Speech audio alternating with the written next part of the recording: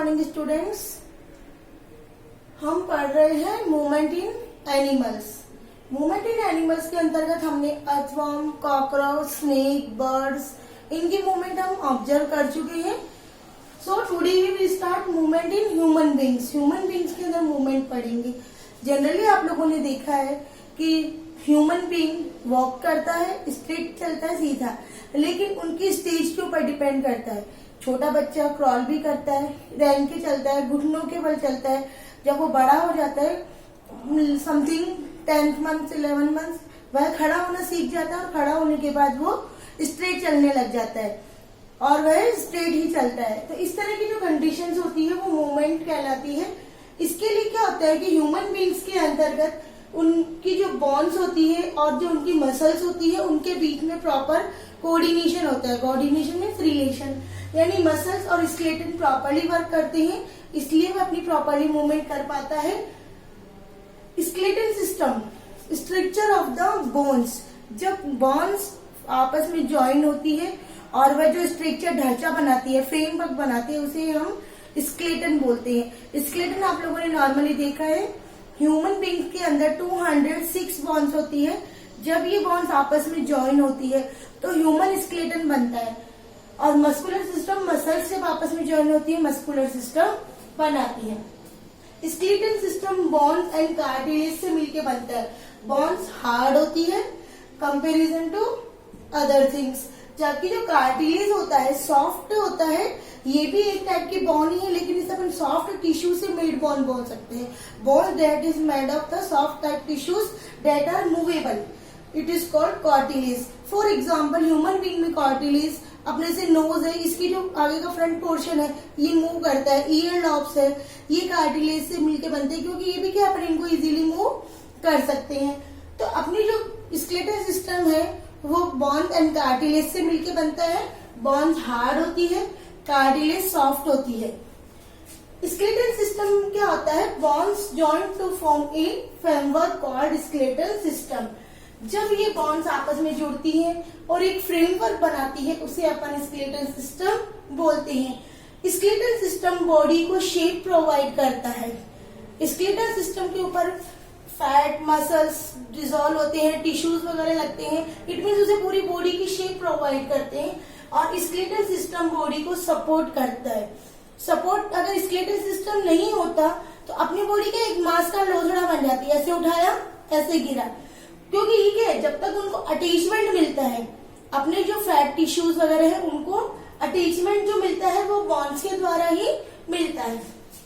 Human beings के अंदर generally 206 bones होती है, लेकिन न्यू बॉर्न बेबी के अंदर ये नंबर ज्यादा होता है। धीरे धीरे उसकी ग्रोथ होती जाती है तो ये बॉन्स आपस में ज्वाइन हो जाती है एंड लास्ट 206 बॉन्स होती है। ये बॉन्स के अंदर जो स्केलेटल सिस्टम है वो मैनी बॉन्स से मिलकर बनता है, जिसके अंदर स्कल्स बॉन्स आती है, बैक बोन आती है, rib cage, girdles and limbs. इन बॉन्स को जब हम ज्वाइन करते हैं टोटली तो ये 206 बॉन्स बनाती है और ये स्केलेटल सिस्टम बनाती है। अब वन स्टडी करेंगे हम स्कल। स्कल में अपनी जो upper portion of the head जिसे अपन खोपड़ी बोलते हैं, आप ये देखेंगे कि ये स्केलेटन है, अपने हेड का जो पोर्शन है जनरली एक टाइट टफ कवर के द्वारा कवर होता है, जिसे अपन स्कल बोलते हैं। स्कल को अपन क्रेनियम भी बोलते हैं। ये क्या करता है, ये 14 फ्लैट बॉन से मिलके बनता है। सॉरी, जो अपना स्कल है वो upper part of skull is made up of 8 bones. जो अपना स्कल है वो 8 बॉन्स से मिलके बनता है। ये बॉन्स आपस में फ्यूज होती है। ये बॉन्स इमूवेबल होती है। इनमूवेबल मीन्स ये बॉन्स आपस में मूव नहीं करती। आपका जो हेड है आप इसे देखेंगे ये आपको टाइट फील होता है, बहुत टाइट होता है, ये मूव नहीं करती है। और नंबर ऑफ बॉन्स कितनी होती है स्केलेटन में? आपका जो स्कल है उसमें बॉन्स होती है 8। इसे अपन क्रेनियम भी बोलते हैं। अब इस स्कल के साथ में अपने फेस आता है तो फेस के अंदर 14 बॉन्स पाई जाती है। इन 14 बॉन्स के द्वारा जो फेस स्ट्रक्चर फॉर्म होती है उसे अपन फेशियल बॉन्स कहते हैं। ये अपनी फेस की जो बोन्स है ये भी इमूवेबल है, लेकिन अपना जो लोअर जा है, निचला जबड़ा, ये मूवेबल है। टोटल जितनी अपना स्कल बना स्कल के अंदर ऊपर वाला अपर हेड वाला पोर्शन, साथ में फेस वाला पोर्शन। इसके अंदर ओनली वन बोन मूवेबल है, वो अपना लोअर जा। इसका रीजन क्या है कि हम जब भी किसी चीज को च्यू करते हैं, चबाते हैं, खाते हैं, पीते हैं, बोलते हैं, तो ये हमें हेल्प करता है। अब स्कल का फंक्शन क्या है? स्कल अपने हेड को प्रोटेक्ट करता है, अपनी जो हेड है उसको इंजरी से बचाता है, एक्सीडेंट से बचाता है। नॉर्मली ये प्रोटेक्शन करता है, अपनी आईज की प्रोटेक्शन करता है। आईज का जो सॉकेट है आईज को प्रोटेक्ट करता है। अब बात करते हैं बैकबोन। बैकबोन मीन्स रीढ़ की हड्डी।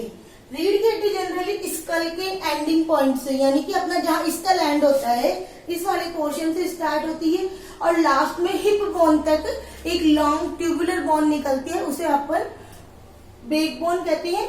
बैकबोन 33 स्मॉल बोन से मिलके बनती है। ईच बोन वर्टिब्रे कहलाती है, यानी जो स्मॉल बोन है उसे अपन क्या नाम देंगे? वर्टिब्री नेम देंगे।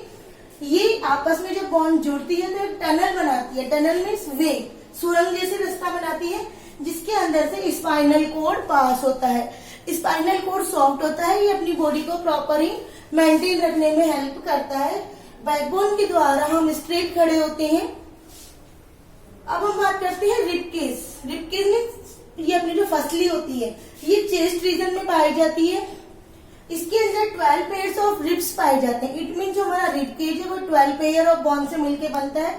ये बोन्स आपस में चेस्ट की बोन स्टेनम से ज्वाइन होती है। स्टेनम से ज्वाइन होकर इसे एक पिंजरे की लाइक शेप प्रोवाइड करती है। इसे अपन क्या बोलेंगे? रिब केज बोलेंगे। रिब केज के अंदर जो लास्ट 2 बोन्स होती है, 2 pair of the rib, 10 pair तो स्टेनम से ज्वाइन होती है, लेकिन रिमेनिंग लास्ट के 2 जो पेयर है रिब के वो शॉर्ट होते हैं और वो स्टर्नम से ज्वाइन नहीं होते हैं, इसलिए इन्हें अपन फ्लोटिंग रिब्स कहते हैं। ये क्या करता है? रिब केज अपनी हार्ट को प्रोटेक्ट करने में काम आता है और साथ में ये अपनी जो हार्ट है जब ब्रीथिंग के दौरान एक्सटेंड होता है, कंसंट्रेशन करता है, उस कंडीशन में उसको प्रोटेक्शन प्रोवाइड करता है। तो ये थे हमारे parts, skull, backbone and rib cage. Next class में हम रिब्स के बारे में स्टडी करेंगे। Thank you for watching my video.